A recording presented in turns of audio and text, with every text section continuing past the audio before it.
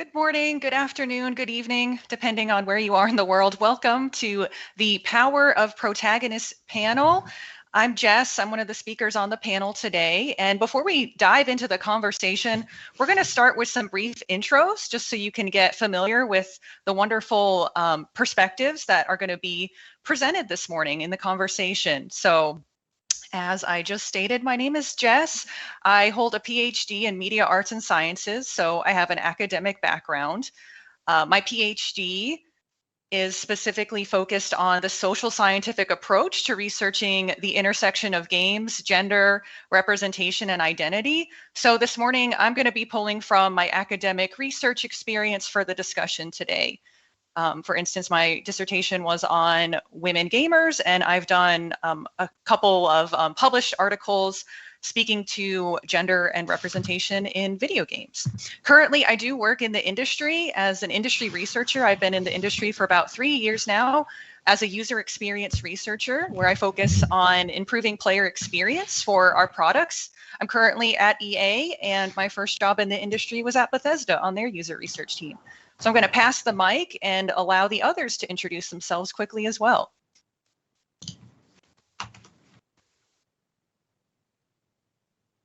Sorry, Jess, not sure who you're passing to, but I'll jump in. So my name is Natalie. I'm coming to you guys from Sports Interactive in London.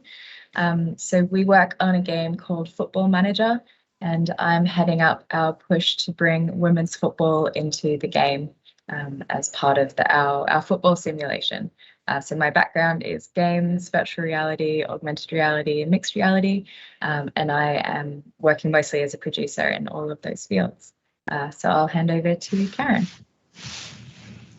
Thanks.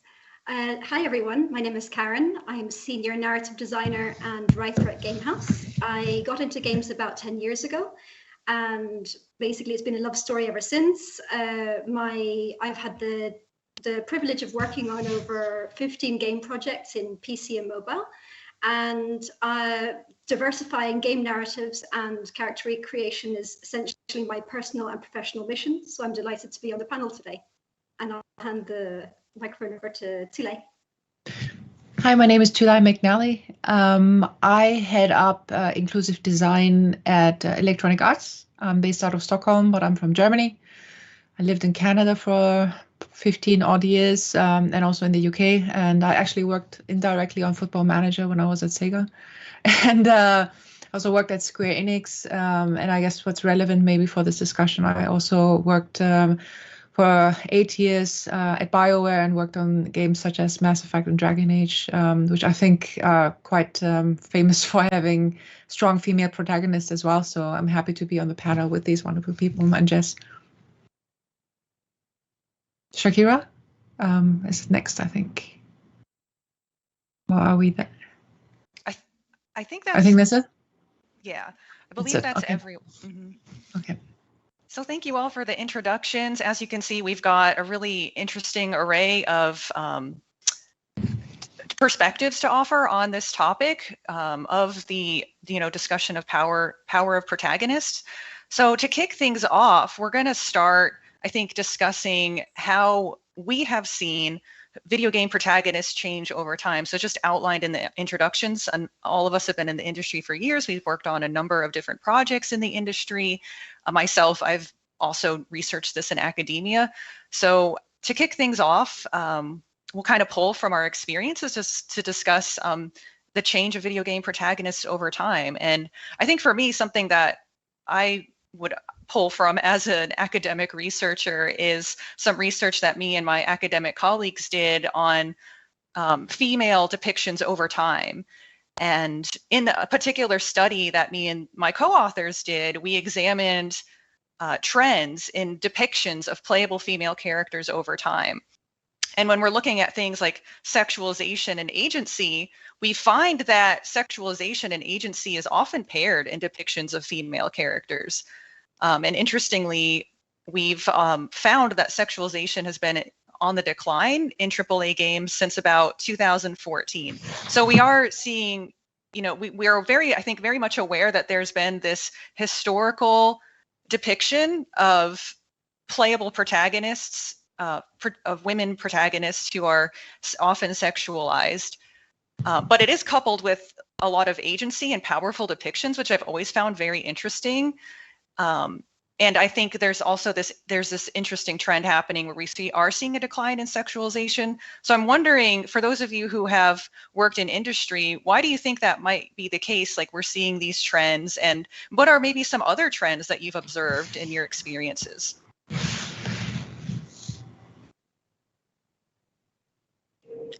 I probably can't speak too much about the sexualization trend. I mean, I guess I would posit that the reason for that is there's been such a strong pushback. I think most women who have played games their whole lives would feel like, on the one hand, you know, if you're going to have skimpy outfits for your characters, I've always been a big advocate of skimpy characters for all as an option, or skimpy characters for none. And I think a lot of devs feel that same way, right? Like, you see this a lot, and I don't mean to generalize, but I see this a lot in Korean games where they will have quite skimpy armor across the board for the characters who like that. And then they also have the chunky, more aggressive armor. And when that's for both genders, I don't see any problem with sexualization of characters if it's almost consensual in that way, that you as the player choose to dress your character as you like. But aside from that, I think there's a lot more maturity among game developers and people who play games that we're pushing back on sexualization purely of female characters across the board, which is good. Maybe I can go next with, I mean, I'm, I think officially now a middle-aged woman. And I've been playing games pretty much since I've been 3 or 4 years, when I played Pong on my TV. And back then, I think there were not many female characters, maybe aside from, I think Lara Croft was probably the first one that I can remember as a female protagonist. But maybe as a child, I didn't really give it too much thought. When you play things like Mario World or something, and you have Princess Peach, who is like the damsel in distress who kind of needs rescuing. And that's not how I was raised. I think my father always kind of taught me to be a person of my own who can make her own decision, who doesn't need rescuing. So I was mostly looking at movies and literature to really get kind of that fix of female role models that I needed, because there were really none in gaming. Or in games you had kind of the femme fatale who was kind of still turns out to be weak and in needs of rescuing. So I think we see more female characters that are strong, who can be really truly equal to male characters as well, just like being their own, like FemShep in Mass Effect I can think of, or for example Mirror's Edge is another example as well. So a lot of RPGs, I guess, were leading the way in that sense. And in terms of trends, I think one of the trends that I would like to see more as well is that when it comes to representation specifically and females, and then I think of things like ageism or disability representation. As we get older, and I'm just looking at, I don't know how old you guys are, other people on the call, but as I am getting older, as I see fellow friends or parents getting older as well, who also play games, having female protagonists who are not just able-bodied and in their 20s and all, perky and agile, that are main protagonists, but as a gamer generation who has probably played games since the 70s or 80s, like, what are the games of the future that we can play? Because when we age, we are going to play games, even if we are 50, 60 or 70 or 80, until we can kind of not hold a controller anymore. So will there be games that will be made for us is kind of, I think, a trend that we need to see, and where we need to consider a growth opportunity for the industry. Just to jump in and amplify what Natalie and Tulay have said, what was really interesting for me was I joined the game industry just before the redesign in 2013 of Lara Croft. And I really feel that that was a moment in which women started to reappropriate Lara Croft for themselves. I think that there's a whole discussion around Lara Croft that we don't have enough time to get into.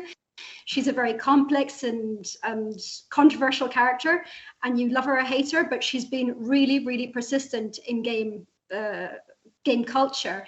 And the interesting thing is I do feel that opened the doors for having a lot more female protagonism, especially, and also telling different types of stories. I don't know if we're quite at the point where I've seen a lot of different types of female strength or what is a different type of female strength? What might be a different type of female action hero? I think that we're getting close to it, closer every day. And I think that in terms of not just representing a white, very heteronormative character design woman, I think that we're getting much closer to seeing different types of beauty, protagonism, and different types of possible gameplay modes, and that's the thing. And just as what Tulay just said, I really want to be able to play a sexual, exciting, strong granny, and I feel that there are some games like when I played Sayonara Wild Hearts this year, I was just bowled over by this universe where there were so many different types of active women seen from, and with all the queer tropes. I thought it was so interesting the way that the perspective was totally shifted, So for me, that was exceptionally interesting. I think we're on the cusp of a totally revolutionary moment. Just to jump in on something that you said around like sort of female strength and how do we represent that? I think that's been this is maybe sidetracking slightly, but one of the interesting conversations we've been having at my company bringing women's football into the game is, we have this model that's been based on men's football for 30 years.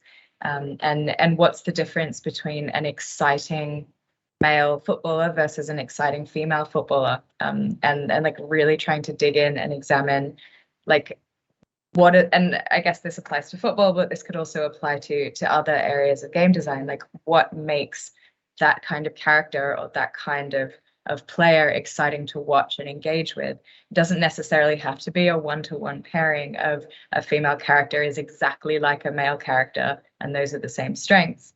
It's what else are the female character strengths that make them engaging to play in an RPG with or to watch play football in a simulation.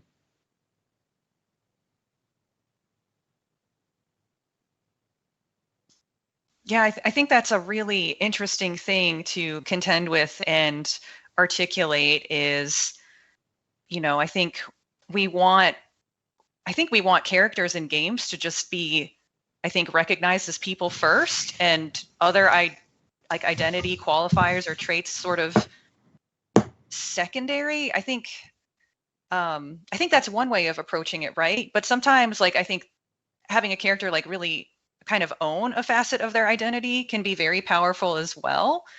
And I don't think we should necessarily shy away from that, especially there's just so many different stories we can tell by putting women's stories central to the experience or non-binary folks stories central to the experience, people of different sexual orientations, etc.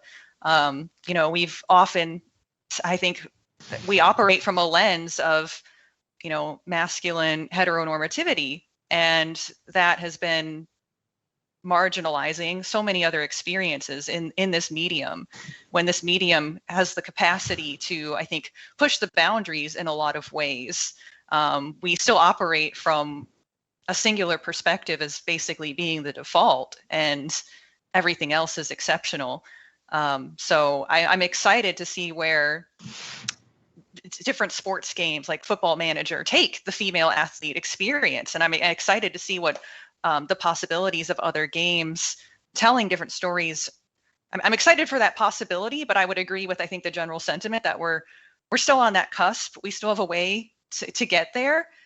And I think we've been talking a lot about femininity, and I think we've seen masculine depictions really change over the last 10, 20 years. And I think the very timely example is God of War, right? We have this very like masculine, heteronormative character from the original franchise being reimagined in 2018 as this fatherly figure, as this, essentially a man who's struggling with fatherhood and raising their son. And that's something I've seen a lot in the discourse, is that we are seeing, I think, masculinity change. We're seeing a softer side of masculinity, which is fantastic. We need to see more of that.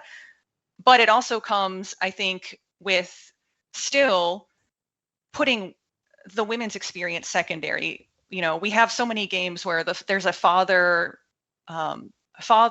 son or daughter relationship, yet we still haven't gotten to the point where mothers' experiences, like having a mother as a predominant, or I guess central character of the story, the playable character.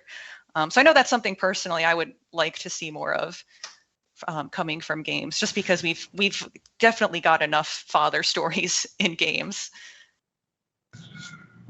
I think, I don't know if any of you have played a co-op game called It Takes Two by Hazelight Studios, and I thought I played it with a friend of mine recently, and I thought that was very interesting, to really where you can play both as the father and the mother, and it's just like a really wonderful game where I have not played anything like it before, where you're really playing through essentially like a relationship, and it can somewhat, I mean, especially if you are a bit older, where you can empathize with maybe some of the relationship issues as well. So I think I really love innovative, creative ideas like that, where they play with different gender roles or relationships as well. So I think what I would love to see more is really those kind of different game modes and experiences that you can provide. And I can think of, to the point of,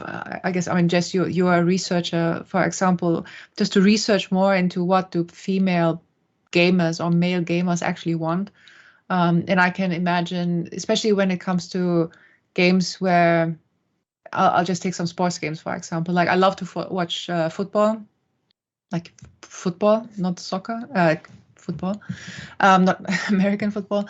And I played a little bit, but I don't quite play games like FIFA or Football Manager myself. So what is really the reason why we watch the sport, and we may even play the sport, but like in real life, but not as a video game?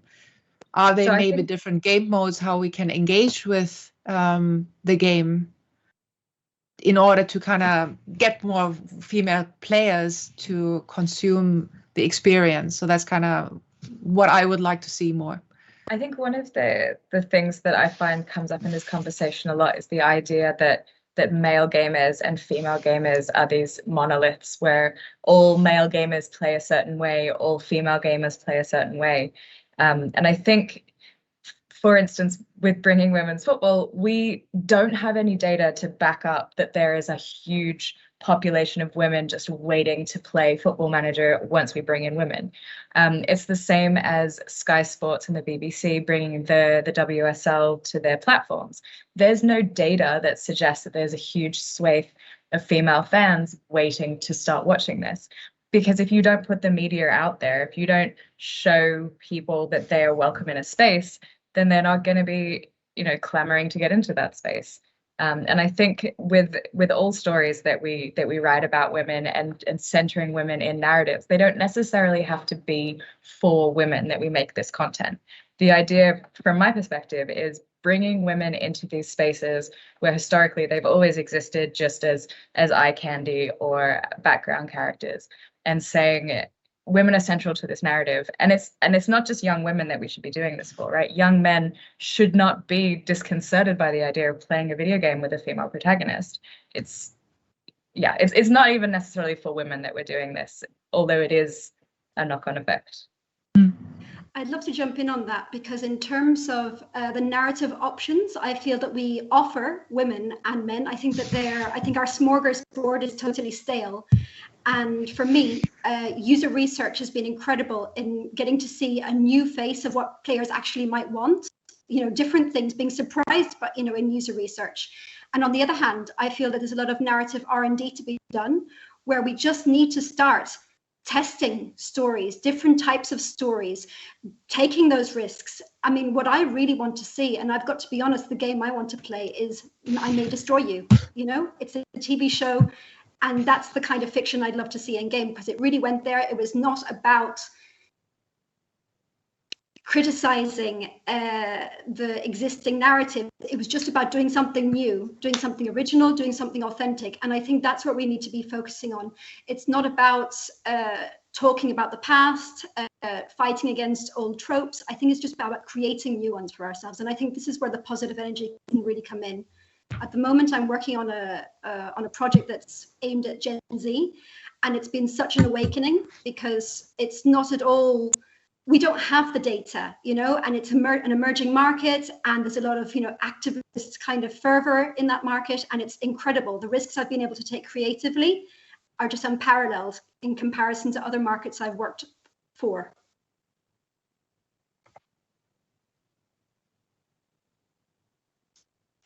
Yeah, I think Natalie brought up an excellent point about, like, we're not, like, this focus shouldn't be just making women as protagonists or telling women's stories just for women audiences, right?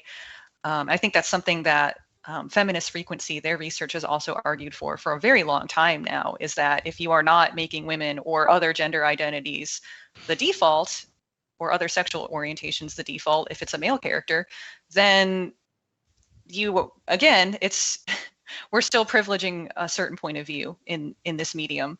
And to Karen's point about user research, I think there have been, we have been seeing design and research practices change to drive innovation in this industry.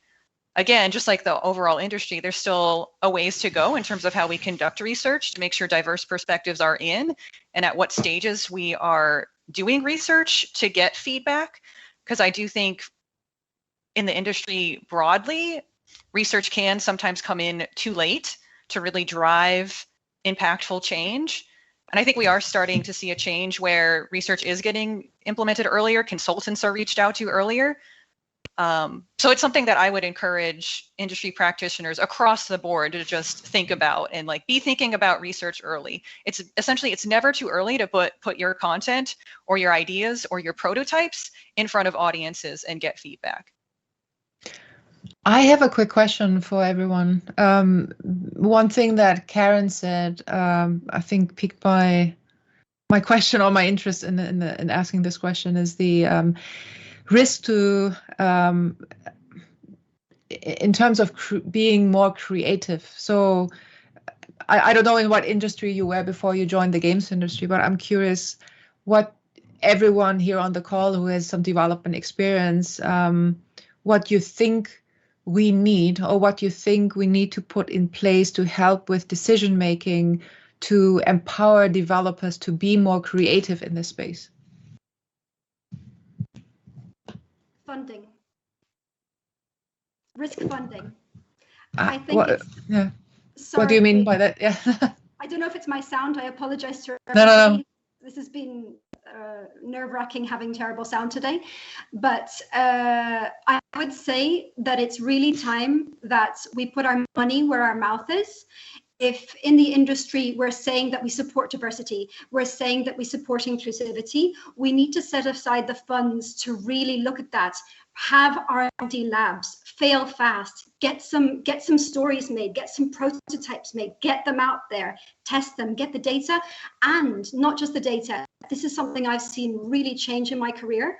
When I first came into especially the mobile games market, it was all just tracking, data-driven, and that we weren't asking the users what the data meant, you know? And I think it's very difficult if you don't know why they're clicking on something or why they come back without having personal qualitative data to really get the feedback you need to take better creative decisions or to try out new ideas.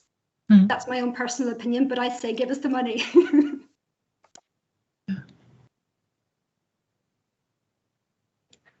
Yeah, I was grinning like mad at your answer, Karen, because I feel the same way, right? Like I was saying with this project, we don't have the research, and Jess, we should have the research, but there is no research to back this up. But I think we're putting ourselves out there, we're investing in this as a step forward for women in games, for women in sport, specifically football. You just need to spend the money to put women front and center, and the audiences will follow. I do honestly believe, without the data to back it up, that ultimately this will be a smart financial decision in the long run, that ultimately this will grow our audiences amongst demographics that we don't have access to at the moment because they're just not interested in football video games.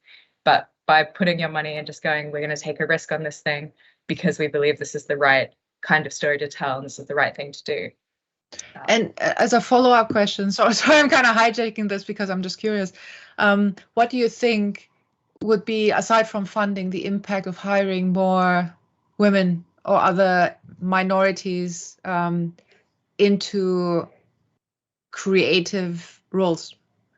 Because I mean, I'm sure someone has the data in this forum, but from my experience, and probably nobody will agree, a lot of the females that work in the games industry are kind of in some form of operational finance, HR role, and it is really difficult to get into not just production roles, but really leadership roles when it comes to creative director, art director, executive producer, like the people who actually make a decision about the stories.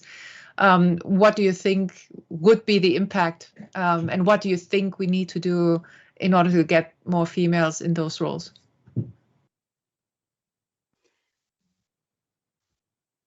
Do you want to go, Natalie? Sure. I was going to say, so on my team, we're quite lucky. I'm the senior producer for our art and animation team. So we have maybe the highest percentage of women in our team as compared to the other teams. Honestly, I think it's kind of a loaded question because I don't want to say that only women can tell women's stories. I think women's voices should always be involved in telling women's stories. And I think we should always be deferring to women and non-binary folks when telling those stories. But again, we don't all agree. My story and your story will be incredibly different. The things that we like and the things that we would be comfortable putting in a story might be incredibly different. But that being said, as with any kind of project, the wider variety of voices that you have, the better the ideas are going to be, the more different they're going to be. I don't have the answer of how to get more women into creative and decision-making roles, but I definitely would love to see more of it. I think I have a short answer that would just amplify what Natalie said. The main word that kept coming up in what you just said, Natalie, was difference. I think essentially, if we have more women, more non-binary people, people from different cultural backgrounds with different experiences in life, you'll just have different possibilities. That's it. You won't be thinking in the same kind of pool of tropes all the time. Women like A plus B plus C, men like A plus B plus D, or whatever. The thing is for me that I got into games much later in life, and I found a big barrier to entry was the fact that I wasn't taken seriously at the start because I hadn't got gamer cred. I would say to get more women involved in gaming, invite them in, give them a chance, go look for people, for example, in creative roles. I come from a background which is ridiculously academic. I was going to do a thesis on fairy tales, right? That is totally compatible with telling games. It's telling stories, and it's given me such a rich perspective, and when I'm working with a team who have a lot of different perspectives, we've got people who've got super mega gamer cred, we've got people who are into fantasy, we've got people into action role-playing games, we've got people who are into casual games. That brings a great diversity in the creative process because we have different references. Yeah. So yeah, can I quickly plug one thing at that? There is an initiative called Code Coven, and they are actually funding scholarships at the moment to get different people into gaming. So I would really recommend that everybody look them up and please give them money. I love your response, Karen. I would, I think, bolster that statement, everything that you just said, 100%, because there's a lot of research on innovation in the tech industry. And of course, video games are an extension of tech. And the research, I think, is consistently shown that more diverse teams lead to more innovation. And that is something we desperately need more of in the game industry. So diversity of perspectives, diversity of age, culture, gender, sexual orientation, all the things you just talked about is essential to innovation. And I love that you talk about coming from a non-traditional background entering into games. Like, frankly, we need more people like you in this industry. I think different life perspectives, different career experiences contributes to change, contributes to innovation. Even as researchers, there, like user research, there's been this tendency to hire a lot of folks who have done either games research academically or are gamers who have some degree of research experience. What I found is that some of the folks who are coming into the user research who may have in a past life been counselors or clinical psychologists or even people with JDs who could have gone to law school, they bring such awesome, incredibly like rich research perspectives to user research and are probably some of the most interesting researchers that I've ever worked with. So within research, we are, I think, branching out and looking beyond just people who are like hardcore gamers and, you know, did games research in graduate school or in their bachelor's degree. I think the same could be said for game design roles or production roles, right? Like just tap into different types of experience and backgrounds, and we're going to have a more rich, interesting workforce overall. Yeah, that is one thing that I see happening a lot. So often, any hiring role for executive producers, senior producers, even developers or designers, you must have AAA experience. And I just think if you look at our industry, you look at what AAA companies, their makeup, their hierarchy, and who are in those companies, you just end up getting into this really small hiring pool of the same people who've worked on the same games over and over again, when we could be missing out. You know, an author who writes high fantasy novels is a great solution for writing some dialogue in your high fantasy RPG, even if they don't have the experience of writing for video games for the last 10 years on every AAA title. And that's not to say we shouldn't keep hiring those amazing writers that we're currently seeing. But yeah, absolutely agree with branching out a little bit more. Having a background in the games industry doesn't necessarily make you better at the role. You could be a great film producer, and the skills that you get running a film set are super transferable to the skills that you need to run a game project.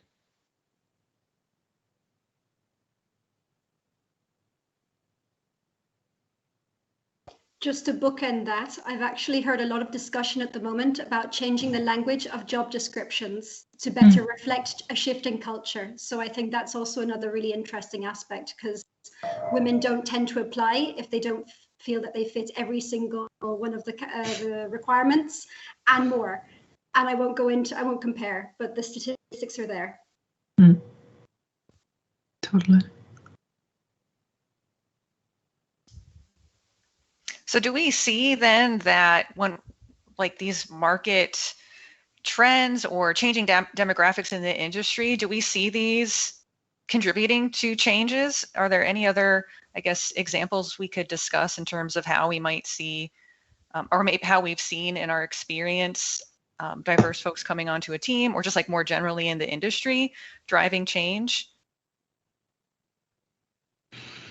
I can maybe speak a little bit. So one thing that we have done recently in my team is to engage with writers or culture consultants from the movie industry as well. I think there are some similarities, and well, a lot of similarities in terms of the challenges we are facing both in the movie industry and the game industry. But the movie industry, obviously, they have been around for a lot longer, so they are a little bit ahead. I wouldn't say much, but they have just like a little bit more infrastructure in place where they have some more specialized people in certain areas, for example. So we have in gaming, for example, a lot of need in terms of, especially as we look at Gen Z, because there's a lot more interest in things like trying out or getting kind of interactive with different types of cultures and different fashion, different music styles. and the people who make the games maybe know what they know, but there's such a huge subculture and a culture like globally outside of North America, Europe as well, that we may not be so familiar with. So kind of trying to connect with people, from those subcultures and also from those cultures, like for example, Japanese or Korean fashion and music, which is currently super popular. How do we get those specialists and how do we connect with them to kind of hear their opinions when it comes to hairstyles and fashion and music that we want to see in our games, for example. That's definitely something that we need to do more, and where I would also like to see more research, kind of how the desire to try out new things also combines with being culturally appropriate as well. Because I think that can be a super fine line, but having a bit more data on those things, I think, would be super useful. Yeah, I just twigged when you said something about like appropriateness. I think I mentioned this, Karen and Jess, when we had a chat a little bit earlier, that having more voices at the table allows you to jump in and say, hey, I'm from this represented group, and this thing is not appropriate, or it is appropriate.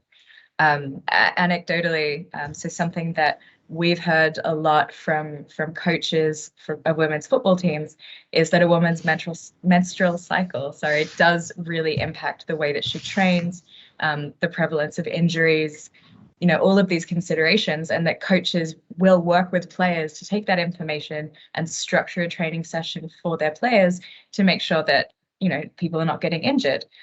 So obviously we're having this information fed into us from, women in the football industry, and from a design perspective, we start thinking like, okay, how can we integrate this into the game? Is this appropriate? Like, let's start talking to people and really figuring it out. One of the hallmarks of Football Manager is that we have real world player data. And then we also have these new gen characters, which are just made up footballers that don't really exist. So obviously in our game, we have the ability for one of your players to come out as gay. And if they do that, then your club gets a boost in sales and publicity for a little while, because the fans are excited. So but we can't do that for real world players for obvious reasons, right? It wouldn't be appropriate for us to have a real world player come out in our game if they haven't come out in the real world. Similarly, we couldn't do that with menstrual cycles. It wouldn't be appropriate for us to represent a real woman as being injured because of her cycle if in the real world she's perhaps had a hysterectomy or doesn't menstruate for whatever other reason. So it's these like making sure that we have the voices of these groups to jump in and say, yes, that might be a true and realistic representation of what really happens, but is it appropriate? Is it going to have negative implications on individuals or groups in how they're represented? Yeah, and I think that is a really interesting design question to tackle, especially even for people who are making their own characters, because like you said, not all women menstruate. And so that is, I guess how you define that in the game or how you enable that is definitely, I think, an interesting thing to tackle, because it sounds like it's incredibly salient to the sport itself, and for that authenticity that, that matters. And I think also, I think one thing I'm thinking about as well is that menstruation is also just something that isn't talked about like at all, right? We can't talk about menstruation as women. Like, we have to confide in other women about it. It's just something we don't talk about publicly. It's taboo for, whatever reasons, many reasons. Or menopause. Yeah, or menopause, right. Precisely.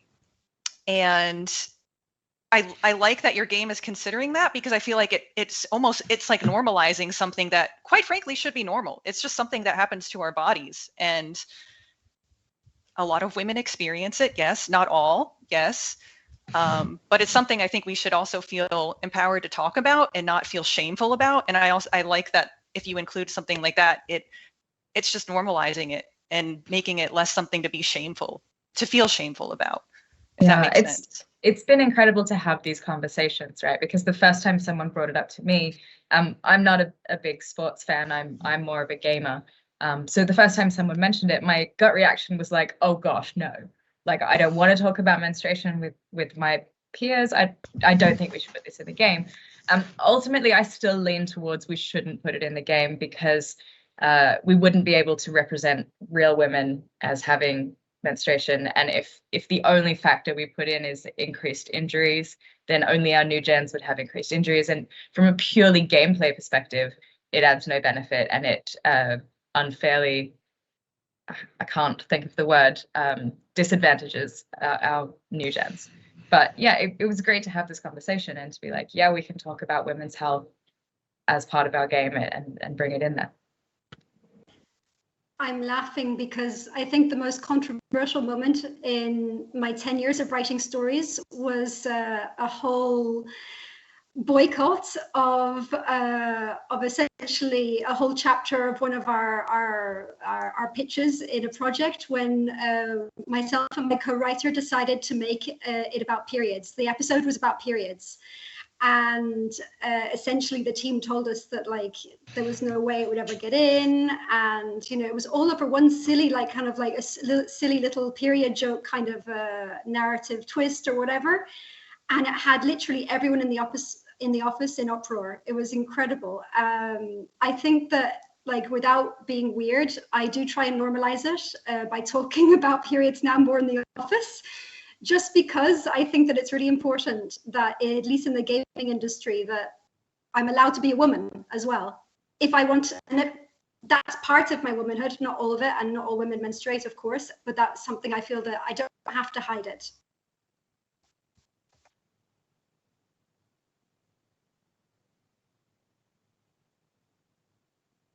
Well, I think we're got about like 4 minutes left. So I wanted to circle back to part of the title of this panel incorporates, like, when will women in games have their Thelma and Louise moment, right? So do we think that women in games are there? Are we close to getting that Thelma and Louise moment? And I guess for those viewers who may not be super familiar with this film, Thelma and Louise came out in the early 90s, had two very strong female protagonists, and I think it's one of the earliest films, I guess, to pass the Bechdel test. Correct me if I'm wrong on that one. Excuse me. So I guess, did we want to ponder that question? Are we there yet? Do we have a ways to go? I think we have a ways to go, but I want to hand it off to others to jump in. I definitely don't think we're there yet. I think we are definitely seeing more women's stories, but I think we're a long way off. We still see uproar when games use the female variant of the main character on the cover art. I think, yeah, we've got a ways to go, but I think there's good people doing good work in the right direction. I don't know if we're there yet in terms of AAA mainstream, but I do know that there's a lot of indie developers who are very close to that, where they're creating stories that have nothing to do with men. And that doesn't mean that it's excluding them. It's just the story is about women. That's it, you know, or the relationship between two women or whatever, or their hopes and dreams, and men aren't at the center, and men aren't the purveyors or the police of the gaze we're seeing.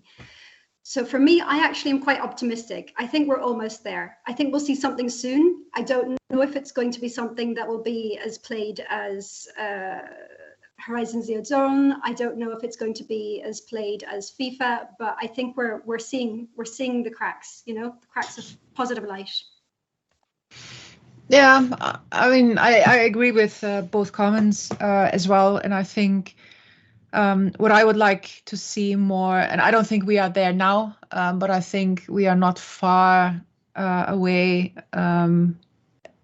is that we need to create more spaces where creative people can take the risks. And I don't think that necessarily in the AAA space. It's probably more in the indie space, or it may be in the AA space with a lot of support. But I think there's a lot of education needed. I have not met a single developer so far who is closed-minded and who is not interested to make any changes, to be perfectly honest. And I've spoken to a lot of them of all different types of genres and levels of seniority as well. So everybody is on board and wants to do something. I think it's more understanding what is appropriate and what is not offensive. So there's a lot of just like discussions, panels like this, education needed in order to kind of get there faster.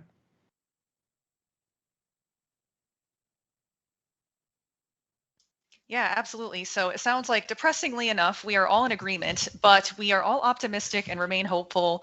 And I think panels like this and the Women in Games Conference overall are a big part of getting us there. So with that in mind, we are at time. I want to thank everyone for joining us. I want to thank my panelists for being a part of this awesome, incredible conversation. And that's all the time that we have. And so thank you for coming. We appreciate your time, and we hope you stay tuned for the talks that are coming up next at the Women in Games Conference. Thank you all. Thank you. Bye.